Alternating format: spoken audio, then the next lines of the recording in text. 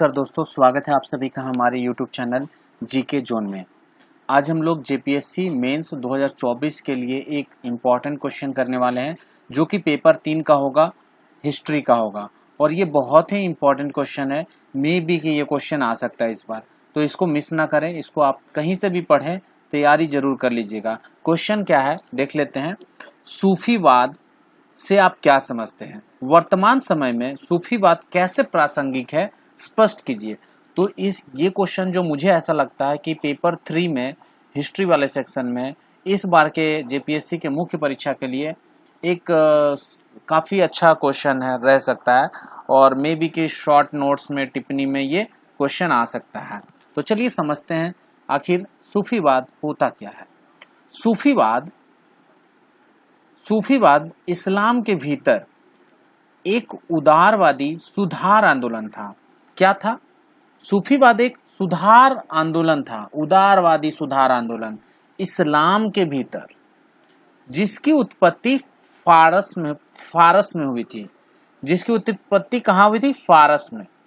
सूफीवाद भारत में 10वीं से 11वीं शताब्दी में आया और 12वीं शताब्दी में काफी लोकप्रिय हो गया। 12वीं शताब्दी तक सूफियों को 12 सिलसिलों में संगठित किया गया था। सिलसिला आमतौर पर एक प्रमुख फकीर का नेतृत्व होता था जो अपने शिष्यों के साथ खानकाह या धर्मशाला में रहता था। समझ रहे? बेसिकली सूफीवाद क्या था? सूफीवाद एक आंदोलन था, सुधारवादी आंदोलन, जो कि इस्लाम के भीतर में था, इस्लाम धर्म के भीतर में था, जिसकी उत्पत्ति फारस जगह में हुई थी। फारस आप सभी को पता है। सूफीवाद भारत में कब आया था? 10वीं से 11वीं शताब्दी में आया और 12वीं शताब्दी में काफी लोकप्रिय हो गया। इसके अंतर्गत 12वीं शताब्दी तक सूफियों को जो 12 सिलसिलों में संगठित किया गया था। सिलसिला क्या होता था? सिलसिला आमतौर पर एक प्रमुख फकीर का नेतृत्व होता था, यानी हर सिलसिले में जो एक नेतृत्व करता था उसको फकीर कहते थे। तो 12 सिलसिला में संगठित किया गया था और जो फकीर नेतृत्व होता था वो धर्मशाला में रहता था अपने शिष्यों के साथ में, यानी एक नेतृत्व करता और उसके कई शिष्य रहते थे। ठीक है। अब ये सिलसिले कितने थे? 4 सबसे लोकप्रिय सिलसिले कौन थे? चिश्ती, सुहरावर्दी, कादरी रियास और नक्शबंदी। ये 4 प्रमुख सिलसिले थे। ठीक है, याद रखिएगा। सूफीवाद जो है आपसे पूछ सकता है और ये शॉर्ट नोट्स में भी पूछ सकता है। ठीक है। इसी आगे बढ़ने से पहले दोस्तों मैं बता दूं, अगर आप जेपीएससी की तैयारी कर रहे हैं मुख्य परीक्षा की और आपको नोट्स की कमी हो रही है तो आप हमारे नोट्स को ले सकते हैं। इस नंबर पे व्हाट्सएप कीजिए 8935832444 पे, तो आपको हम नोट्स प्रोवाइड कर देंगे व्हाट्सएप में पीडीएफ फॉर्मेट में। आप पूछेंगे मेरा नोट्स क्यों ले? मेरा नोट्स आप इसलिए लीजिए क्योंकि आपको जैसे मैंने बहुत लोगों से बात किया, लोगों का कहना है हमने फलना ढकना का नोट्स ले लिया, बहुत कुछ दिया हुआ, क्या पढ़ना क्या नहीं पढ़ना कुछ समझ में नहीं आ रहा, सारा कुछ पढ़ना था तो किताब ही से पढ़ लेते हैं। तो मेरे नोट्स में क्या है ना, टू द पॉइंट है, स्पेसिफिक है और लिमिटेड है। यानी लिमिटेड क्वेश्चन है, जो इम्पोर्टेंट है वही सब दिया हुआ है, जो आने की संभावना वही सब दिया हुआ है। कुछ ज्यादा अलर बलर नहीं भर दिया गया। मेरा नोट्स वही लोग ले जिसको समय की कमी हो रही है, जो खुद से नोट्स नहीं बना सकते हैं। जिनके पास समय है, जिनका अपना खुद का नोट्स है, वो खुद से पढ़िए। लेकिन अगर आपको बढ़िया करना है, कम समय में बढ़िया करना, तो मेरा आप नोट्स ले सकते हैं।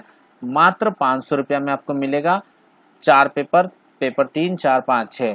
ठीक है। इस नंबर पे आप कांटेक्ट कर सकते हैं 8935832444 पे। ठीक है। चलिए, सूफीवाद की प्रमुख विशेषताएं क्या है दोस्तों? तो सूफीवाद की ये प्रमुख विशेषताएं हैं। इनमें से है मौलिक सिद्धांत, केंद्रीय विचार उनका मानव प्रेम, समानता में विश्वास, आत्म अनुशासन, आंतरिक पवित्रता। ये सभी जो है सूफीवाद की विशेषताएं हैं। जब एग्जाम में लिखेंगे आप जेपीएससी के, तो इस तरह से नहीं लिखना है। आप कोशिश करेंगे कैसे लिखना है, मैं बताता हूँ आपको, थोड़ा सा आइडिया भी दे दूं। सूफीवाद की विशेषताएं अगर जैसे लिखना हो ना, इस तरह से कोशिश कीजिए, जहाँ जितना डायग्राम ड्रॉ कर सके वैसे ही नहीं। ठीक है। तो यहाँ पे आप पहले एक ऐसे बनाइएगा। ठीक है। उसके बाद ऐसे मारिएगा तीर,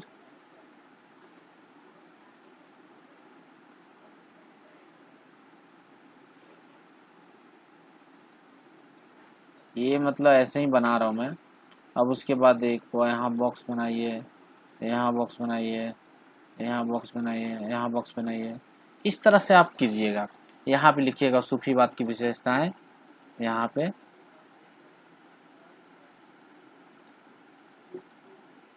इस तरह से लिखिएगा सूफीवाद।